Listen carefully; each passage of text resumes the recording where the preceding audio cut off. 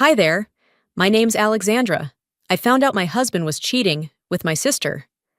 I divorced him, but that wasn't the end. 3 months later, I got 103 missed calls from him in one night, and that's still not the worst part. My parents? They threw me out and threw her an engagement party. Then they asked me, begged me, to save her life. It started with laughter. Not mine. Never mine. I was standing in the corner of a polished ballroom at Cassian's company gala, swirling cheap champagne in a fancy flute, trying to look like I belonged. He was across the room, surrounded by coworkers, who all seemed to admire him just a little too much. Ashbridge wasn't a big city, but tonight, the venue looked like something out of a magazine. Marble floors, live string quartet, all meant to dazzle. And it did, for about 15 minutes.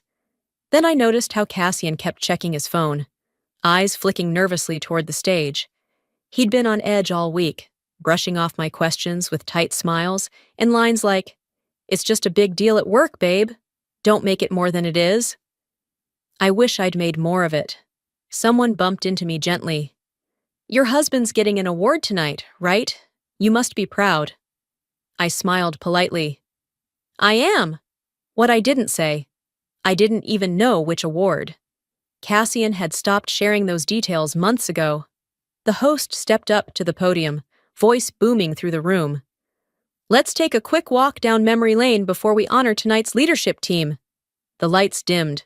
A large screen flickered on behind him. Slideshow time. I braced myself for grainy team-building photos and corporate bonding nonsense. The first few slides were harmless. Company outings, ribbon cuttings, someone winning a chili cook-off. Then came the photo. It popped up like a slap. Cassian, standing barefoot on a beach, laughing. Next to him, my sister, Seren. She was in his arms, her head tilted into his neck, his hand casually resting on her hip like it belonged there. Her smile was wide and smug. A few people chuckled. "Is this real?" Someone whispered near me. I didn't move. Cassian stood frozen too. His jaw clenched, eyes locked on the screen, like maybe if he stared hard enough, it would go away. It didn't. Someone from HR scrambled up to the laptop, yanking the cable from the projector. The screen went black. But it was too late. I had seen it. We all had. Cassian looked at me across the ballroom. He opened his mouth, maybe to explain, maybe to lie. But I turned and walked straight out. I didn't wait for him to follow. I didn't want to hear it. Not yet. Not when my head was pounding and my skin felt like it was on fire. By the time I got home, the silence wrapped around me like armor. I poured a glass of wine with a shaky hand and sat down in the living room, still in my heels. I stared at our wedding photo on the bookshelf, me in lace, him in navy blue, the ocean behind us. I picked it up and turned it face down.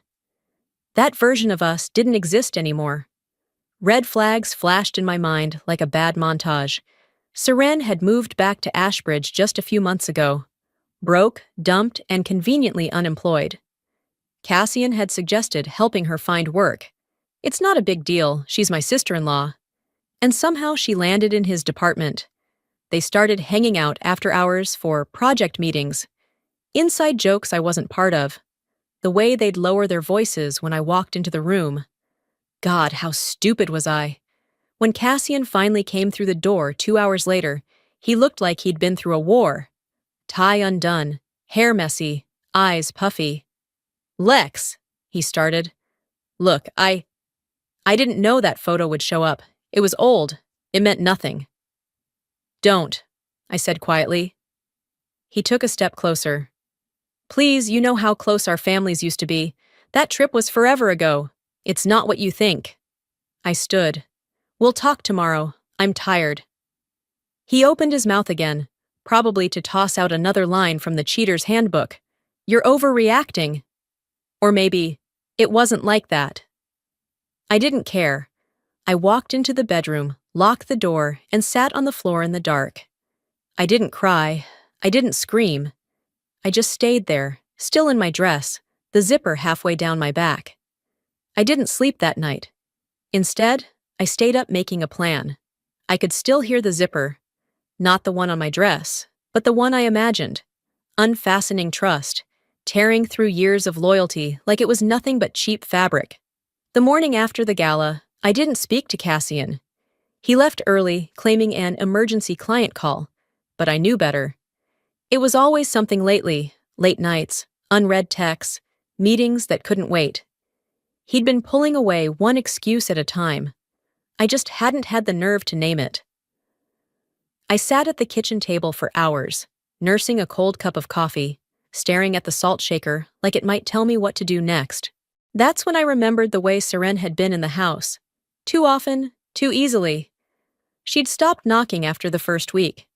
There were moments when I'd walk in from work and find her already in my kitchen, stirring something on the stove like she belonged there. "Just helping Cass with dinner," she'd chirp.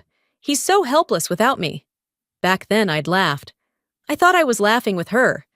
Now I realized I'd been the punchline. I opened my laptop and Googled something I never thought I'd type. Best discrete security cameras for home. It arrived the next day, the size of a thumb drive. I tucked it behind the curtain rod in our bedroom, angled perfectly at the bed. I told myself it was to clear my doubts, but deep down, I already knew. 2 nights later, I came home early from the grocery store. Cassian hadn't expected me. His car wasn't in the driveway, but I still walked softly as I entered. I went straight to the bedroom. Everything looked untouched, but the pillows weren't where I left them. It was subtle, like someone had turned them around. I didn't say anything. I just grabbed the SD card and slipped it into my laptop. The footage was grainy, but clear enough. Cassian walked in, towel wrapped low around his waist. He sat on the edge of the bed, scrolling through his phone. Then Serene entered, topless. She tossed a shirt on the chair, laughing. This high-pitched, breathy sound I hadn't heard since high school. He looked up, smiled, and opened his arms. They kissed, long and slow. Then she climbed into our bed, my bed, like it was hers. As she lay back against my pillows, she said, "This mattress is better than anything I had with Kevin. You really scored here." He laughed. "I try to keep the women in my life comfortable." I didn't move. I didn't pause the video. I just sat there and watched them erase me. I had made that bed that morning, fluffed the pillows, lit a candle on the dresser, folded his t-shirts, and placed them neatly in his drawer. I had done all the things you do when you think home is sacred, and he brought her into it like it was nothing. When Cassian came home later that evening, he acted like the world was perfectly intact. He dropped his keys in the bowl by the door and called out, "Lex? You hungry?" I was thinking takeout. I was in the living room, staring at the turned-down photo again. He walked over and placed a hand on my shoulder. I didn't flinch. "I'm not hungry," I said quietly. "I'm going to bed early." He looked at me, confused, maybe even concerned, but I could see it now. Not love, just fear of being caught. I turned and walked to the bedroom. That night, I waited until I heard his breath even out, soft and slow, like a child who believed no one was watching. Then I opened the laptop again, not to rewatch, but to start taking notes. I began compiling passwords, account numbers, lease agreements. I texted my friend Veronica at 2 a.m. "Do you know someone who handles divorce?"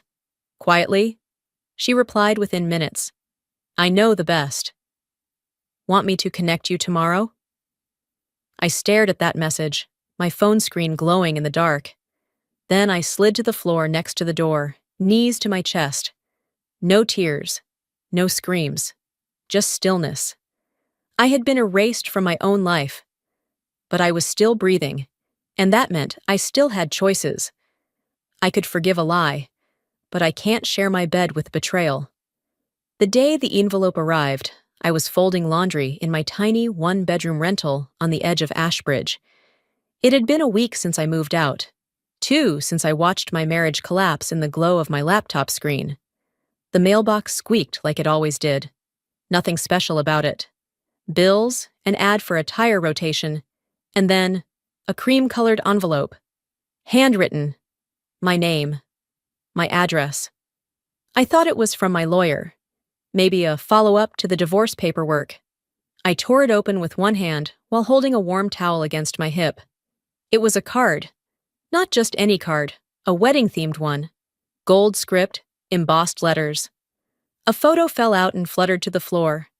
I stared at it. Cassian and Seren, in a sunflower field. She was in a white dress, not quite a gown, but close enough. He stood behind her, arms wrapped around her waist, lips pressed against her cheek. Her eyes were closed. She looked blissful. And on the back, in my mother's handwriting, "Family is everything. You're still welcome if you choose love over hate." Mom. I sat down slowly, as if gravity had suddenly doubled. There was no invitation inside, no date, no details, just that card and that photo. So it wasn't a mistake, it was a message. I picked up the phone and dialed my mother's number without thinking. She answered on the third ring, her voice too casual, like I'd just called to chat about recipes. "Hi, honey. Got your mail?" "Was that a joke?"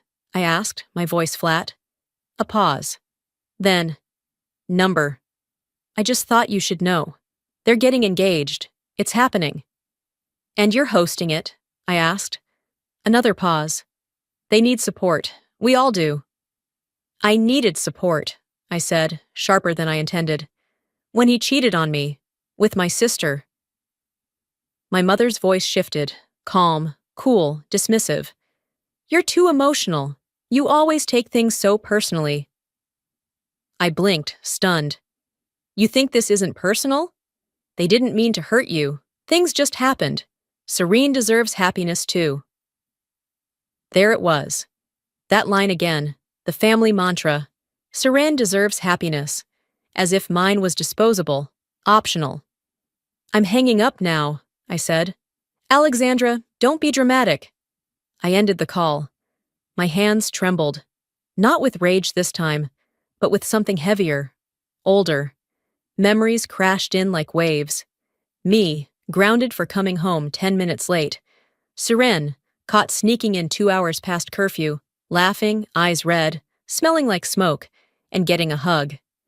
Me, asking for $50 for a local volleyball camp, being told to earn it myself. Seren, flying to dance competitions in 3 different states before she turned 16. Dad never said anything, just nodded along with Mom, like a shadow that learned to keep quiet. I crumpled the card and threw it into the sink. Then I stood there, gripping the counter, breathing through my teeth. Later that night, I opened my journal. Not the one where I kept records for the lawyer. This one was just for me. I wrote, "I want a home where no one walks on eggshells. I want children who never feel invisible. I want a love that doesn't come with side glances and secrets. I want peace." Then I took the photo, held it over the sink, and lit a match. The paper curled. The faces distorted. The flames swallowed their joy like it had never existed. And I watched it all turn to ash. I wasn't just losing a marriage. I was burying a bloodline. Brightmoor didn't feel like home yet, but at least it didn't smell like him. The apartment was small, just enough space for a couch, a bed, and a kitchen that looked out onto a quiet street lined with maple trees. I filled the windowsill with succulents and herbs I didn't know how to keep alive, and every morning I tried anyway.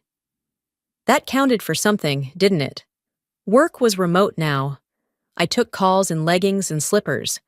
I joined a local women's group that met once a week at a bakery down the block. We didn't talk about trauma, not directly.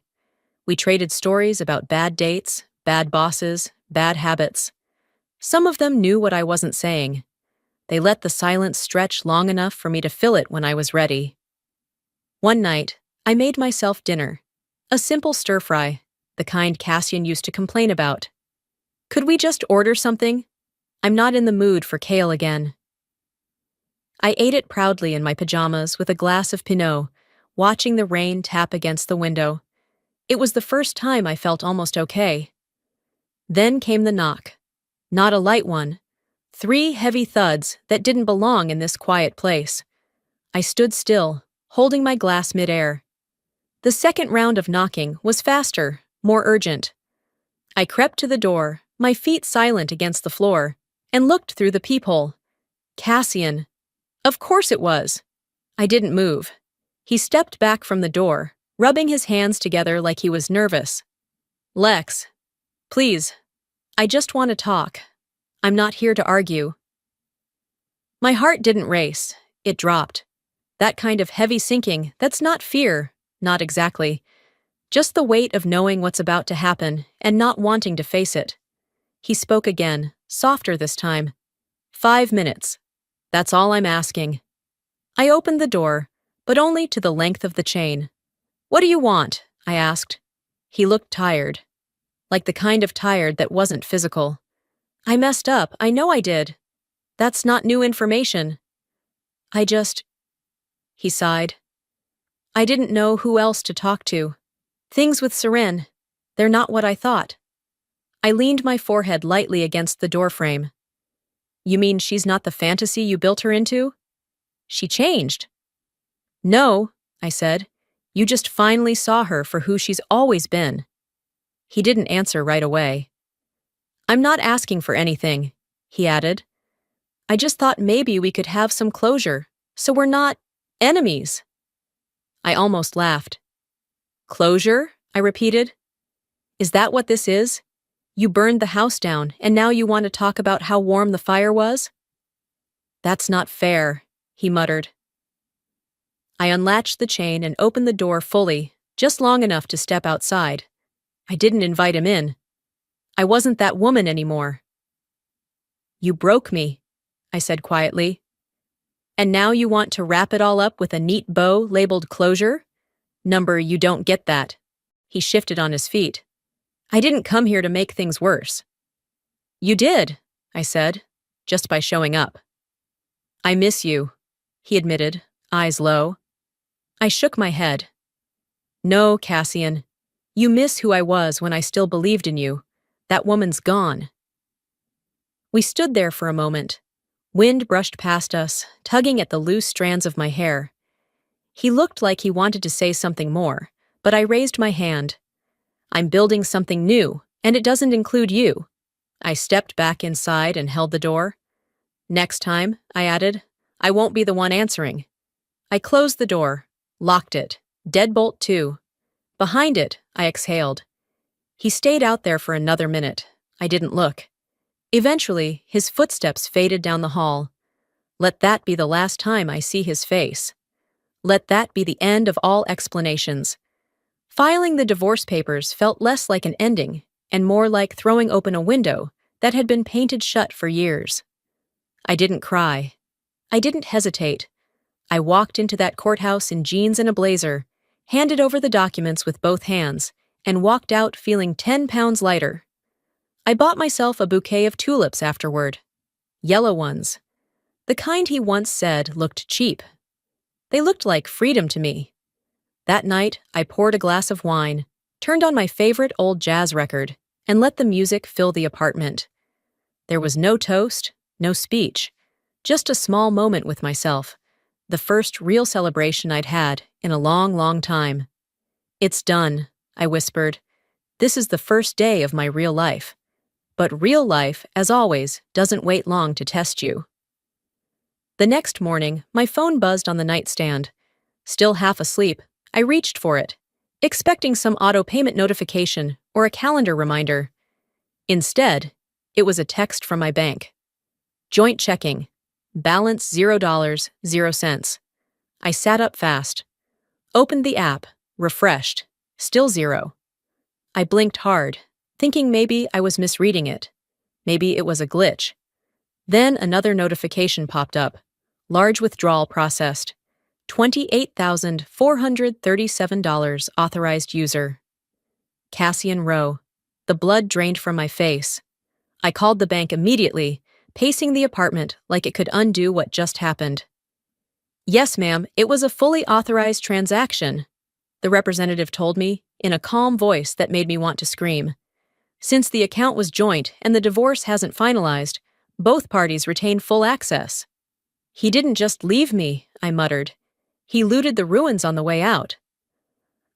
I hung up without saying goodbye. My hands trembled, not from fear, but from fury. He had waited, calculated, just enough time to make sure I wouldn't suspect anything, just long enough for me to start believing I was safe. I texted him, not a rant, just this. You can take the money, I'll build again, but don't mistake silence for surrender. He didn't reply. I spent the rest of the day calling my lawyer, updating all the necessary forms, closing what was left of our shared accounts. I set up a new one in my name only. I canceled every subscription, every automatic payment that tied me to him in any way.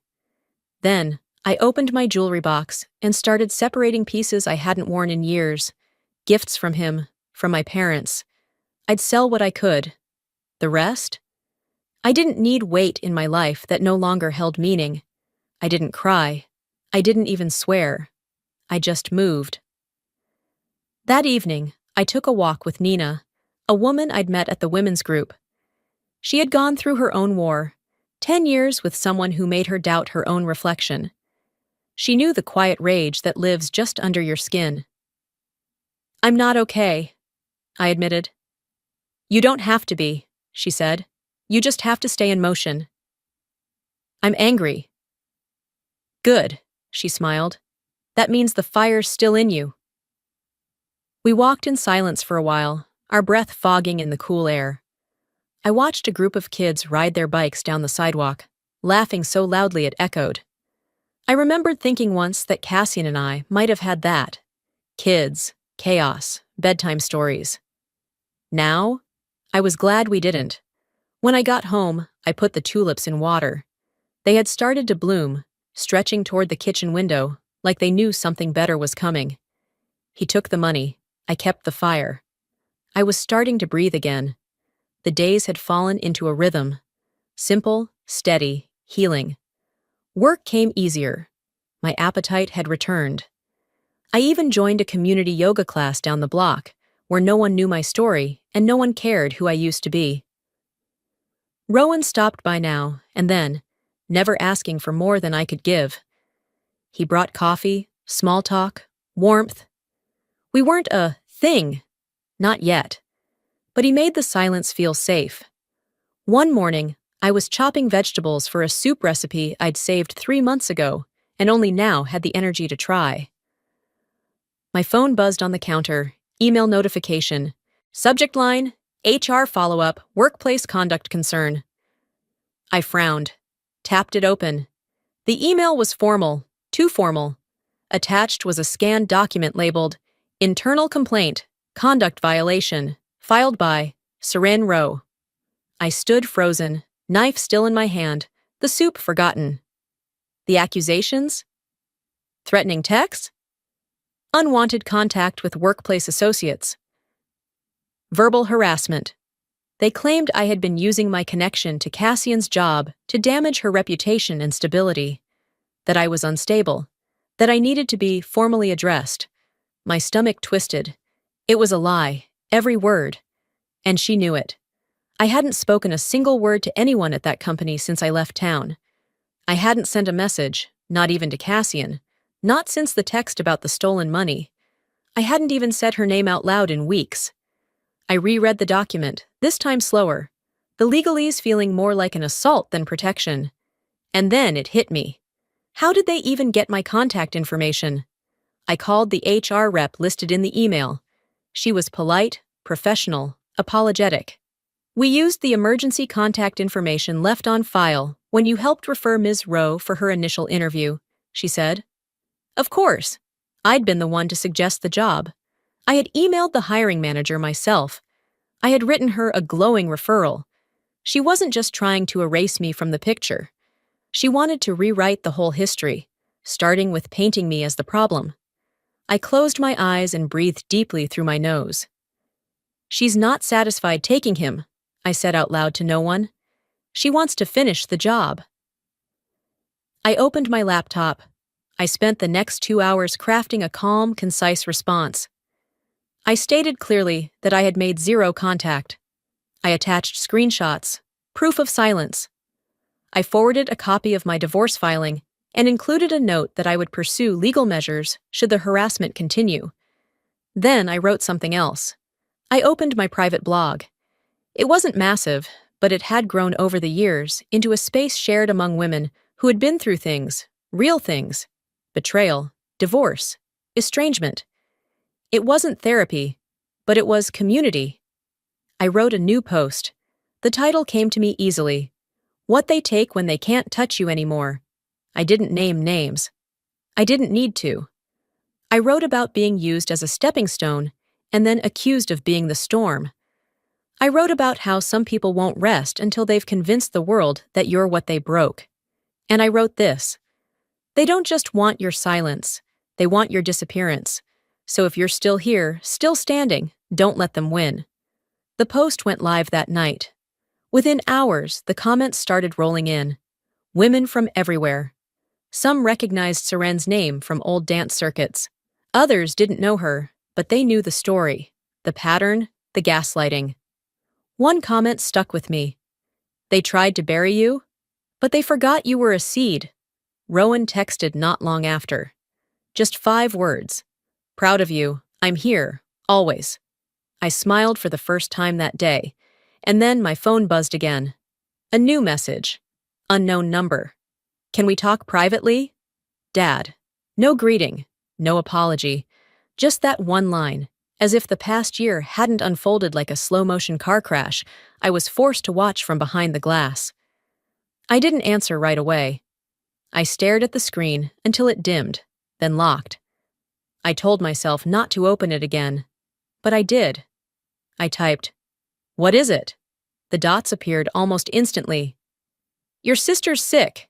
She doesn't have long. Please don't make this worse than it has to be." I blinked. My stomach turned cold. Another message followed. "It's not about who was wrong. It's about what's right. You're the only match we have." I read the words 3 times. There was no, "We're sorry." No, "We should have believed you." Just the ask. Clean, transactional. They wanted my body, not my truth, not my forgiveness, not even my presence. Just my kidney. My phone buzzed again. "We're not asking you to move back. Just think about what kind of person you want to be." I tossed the phone onto the couch and walked straight to the sink. My hands needed something to do. I started scrubbing a mug I'd already washed, the sponge squeaking against ceramic while my mind screamed through every inch of silence. He didn't reach out when Cassian lied, or when Seren posted that photo, or when Mom defended them like I was some jealous stranger. But now that their precious daughter was sick, now I was useful again. That night, Rowan came over. I didn't say much. I didn't have to. He saw my face and just nodded, giving me space. We watched a movie, sort of. It played in the background while I sat stiff on the couch, arms folded, staring at the wall. When he left, I checked my email before bed. Subject, "Thought you'd want to see this." From Marla, I knew better. But I opened it anyway. There it was. An image, photoshopped, obviously. A smiling picture of Callan, my son, cropped from a school photo and placed between Cassian and Seren, standing in front of some generic suburban home, all of them holding hands like a family unit ripped from a magazine cover. Captioned in cursive at the bottom, "This is family, even if you won't accept it." My hands started shaking so violently, I dropped the phone. They had used my child, to manipulate me, to redefine reality. I picked up the phone and dialed. Mom answered on the second ring. "I knew you'd see it. I just wanted you to—" "How dare you?" I said, low and sharp. "How dare you use my son as a pawn?" "He deserves to know his family," she shot back. "Don't be selfish, Alexandra." I laughed. Not because it was funny, because it was the only sound I had left that wouldn't turn into a scream. "You mean he deserves to know the man who slept with his aunt? Or the woman who tried to erase his mother from the picture?" There was silence. "You always thought blood mattered more than truth," I said. "But let me be clear, blood means nothing without respect, and you have none left." I hung up. I blocked every number tied to them, deleted voicemails I hadn't even listened to, called my lawyer the next morning, and requested a formal no-contact order. "They didn't just try to erase me," I said, voice flat. "They tried to rewrite me." That evening, I found myself on the back porch, with a blanket wrapped around my shoulders, staring into the dusk. Rowan came and sat beside me. He didn't speak. He didn't touch me. He just waited. After a long while, I said, "They can live the rest of their lives knowing I was the only one who could save her, and I chose me." He reached for my hand, just held it. No pressure, just presence. And then, as if the universe couldn't let me have a single moment of stillness, the mail came. A thick envelope from the hospital. I opened it slowly. "You are a confirmed match for the transplant, awaiting your scheduling availability." I stared at the letter, feeling nothing and everything all at once. I was a match, but that didn't mean I had to give them anything. The flight back to Ashbridge was quiet, like the sky didn't want to be part of what I was about to do. I didn't take Rowan. I didn't take Callan. I booked a hotel 2 blocks from the hospital and packed only one small bag. No one needed to know I was coming. No one but the hospital coordinator, who had been calling every other day since the match was confirmed. When I walked through the front entrance, the woman at the desk looked up, recognized my name on the schedule, and smiled like this was some kind of reunion. "You're the donor, right? The match?" "They're very relieved." I gave a polite nod. I didn't say a word. I wasn't here to save anyone. The nurse guided me through pre-op intake, even though I hadn't signed a consent form. I let her check my vitals, ask about allergies, hand me a hospital badge. I followed the steps because I needed access, not participation. "I came here for one reason," I said silently to myself as I looked down the hallway toward the transplant wing. "And it's not what they think." The conference room was already full when I arrived. Marla sat in the corner, clutching a tissue as if rehearsing grief. Dale stood behind her, arms crossed, trying too hard to appear composed. The transplant surgeon was flipping through a file, reviewing charts like this was just another Tuesday. And then there was Seren, pale, hollow-eyed, but smiling when she saw me, like nothing had happened, like this was a normal family reunion. "Alex," she said, her voice thin but familiar. "You came."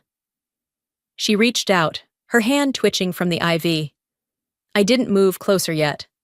I waited for the surgeon to begin. "We're fortunate," he said, addressing the room. "You're an exceptional match, rare, even among siblings. The procedure itself is routine, and your recovery will be closely monitored. Now, before we proceed with consents—" I raised my hand. He paused. Everyone turned toward me. "I'd like to say something." Seren blinked. Marla sat up straighter. Dale narrowed his eyes. I stepped forward and stopped just short of Seren's bed. I looked down at her, at the woman who stole my husband and never once apologized. The woman who posted photos of my child with her arms around him like he was hers. I took her hand, not to comfort, but to hold her still. "Did you hear what they said?" I asked softly. "I'm a perfect match. The only one." Her eyes filled with tears. Hope bloomed across her face. "But I won't save you." The room fell silent. "What?" she whispered. "Why?" "Because you took something from me," I said, steady and sure. "Something I can't get back. And now, for the first time in my life, I get to choose me." Seren started to speak, but I let go of her hand. I turned to my parents. Marla's mouth was open in disbelief. Dale looked like he'd been slapped. "Don't ever contact me again," I told them. "Not for death, not for birth, not for holidays or apologies or redemption. I owe you nothing." "You'll let her die?" Marla asked, stunned. "I'll let her face what she created." And with that, I walked out. No screaming, no drama. Just the sound of my heels clicking against the tile, echoing louder than anything they had left to say. Outside, the air hit my face like water after fire.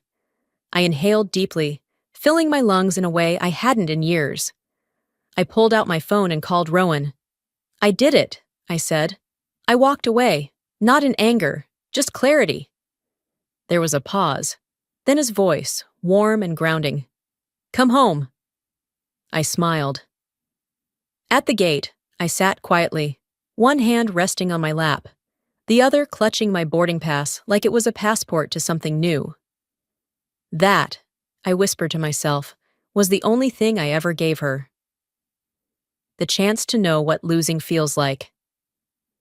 Back in Brightmoor, the trees had started to blush with autumn. Leaves swirled across the porch as my sons played with sidewalk chalk, their giggles carrying into the crisp air like tiny birdsong. I sat on the steps, a cup of tea warming my hands, watching them scribble stick figures and stars across the concrete. Rowan's mother stopped by, as she often did now, holding a paper-wrapped loaf still warm from the oven. She kissed my cheek and said, "You look lighter." I didn't argue. I had finally found quiet. Not the kind that comes from emptiness, but the kind you earn after surviving the noise. And of course, that's when the ghosts came knocking. That night, just after I tucked the boys in, I went to plug in my phone and noticed the screen blinking nonstop. Missed call after missed call. 28, 43, 60, 90. By the time I opened the log, it was 103, every single one from Cassian. I didn't panic. I didn't flinch. I just stared. The final voicemail transcribed itself as I watched. She's dying. She blames me. I don't know what to do. Please. I'm sorry. Just, please. The desperation was real, but it wasn't mine to carry.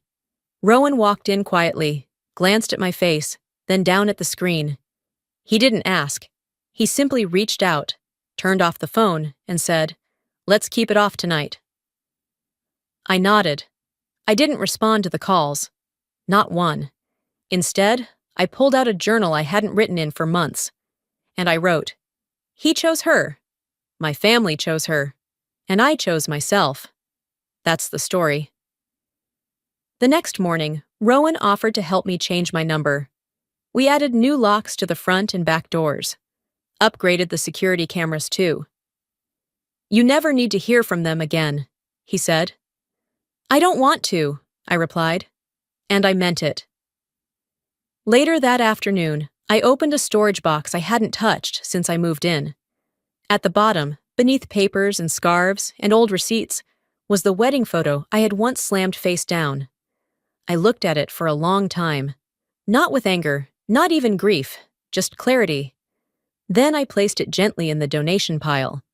Someone else could use the frame. That evening, after the boys were in bed, I stepped out into the backyard to find fairy lights strung across the trees. A blanket on the grass. 2 glasses of wine. Rowan was waiting, barefoot, holding a basket of crackers and cheese like it was the finest picnic ever planned. "No special reason," he shrugged. "I just wanted to toast." "To what?" I asked, smiling despite myself. He raised his glass. "To choosing peace over proving a point."